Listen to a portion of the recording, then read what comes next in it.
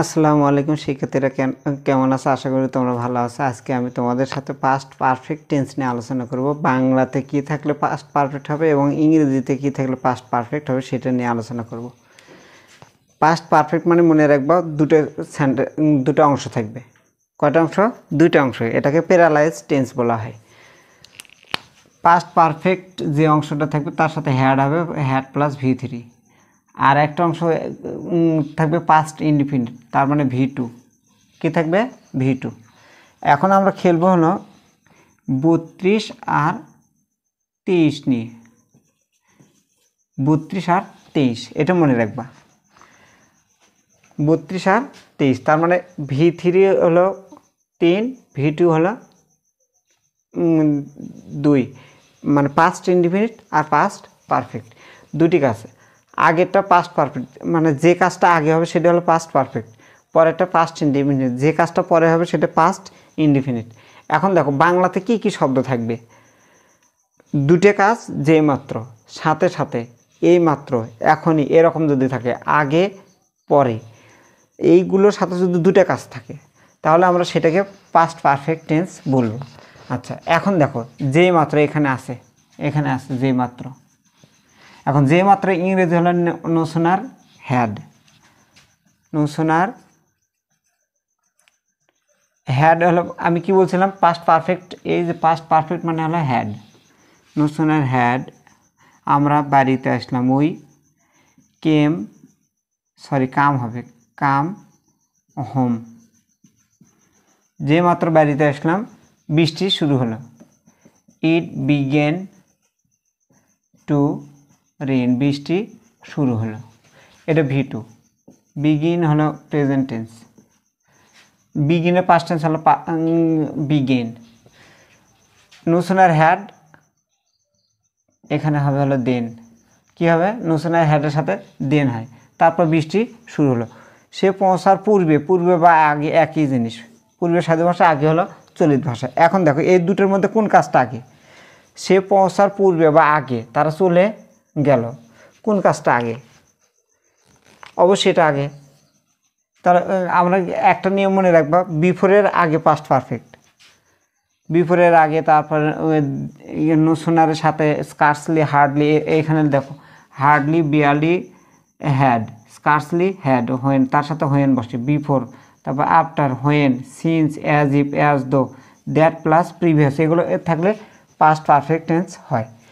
তার মানে পূর্বের ইংরেজি হলো বিফোর। লেখো, আমরা বলবো, এটা দেখব 32 দেখব। তারা চলে গেল, they had gone away, they had gone away before, সে পৌঁছার পর, হি রিচড। দেখো বিফোরের আগে V3 আছে, V3, বিফোরের পরে V2, তার মানে 32। দেখো ভি বাদ দাও, তাহলে 32 আছে, এরকম। তারপর দেখো, যখন রহিম আসলো তখন আমি কাজটি শেষ করেছিলাম। যখন ইংরেজি হলো হোয়েন। রহিম আসলো, কোন কাজটা আগে? দেখো অবশ্যই এই কাজটা আগে। রহিম আসার আগে কাজটি শেষ করেছিল। হোয়েন রহিম আসলো, পাস ল আছে, কেম, আই, যখন আর তখন থাকলে তখন ইংরেজি লেখা লাগে না। I had finished the work, finish the work. আচ্ছা, আমরা তাহলে দেখো পাস্ট পারফেক্ট টেন্স মানে হলো দুটো কাজ এবং তার মধ্যে একটা কনজাংশন থাকবে, সময়বাচক শব্দ থাকবে। একটা কাজ আগে, একটা কাজ পরে। যে কাজ আগে সেটা পাস্ট পারফেক্ট, যে কাজ পরে সেটা হলো পাস্ট ইনডিফিনিট। এখন এটা সংক্ষেপে বলা হয় 23 আর 32। এখন এই কয়েকটার সাথে দেখো, নো সুনার এখানে স্কার্সলি থাকতে পারে, স্কার্সলি থাকলে এখানে হবে হলো হোয়েন। কি হবে? হোয়েন। হার্ডলি থাকলেও হোয়েন, বিয়ারলি থাকলেও হোয়েন, হার্ডলি থাকলেও হোয়েন। গেল। তারপরে বিফোর যদি থাকে তাহলে বিফোরের আগে পাস্ট পারফেক্ট, আর আফটার যদি থাকে আফটারের পরে পাস্ট পারফেক্ট। আচ্ছা, তারপর হোয়েন যখন তখন যদি থাকে তাহলে হোয়েনের সাথে পাস্ট পারফেক্ট পরের অংশ, সরি পাস্ট ইনডিফিনিট পরের অংশ হলো পাস্ট পারফেক্ট। এই কয়েকটা গেল। এখন আমরা নিচের কয়েকটা দেখব।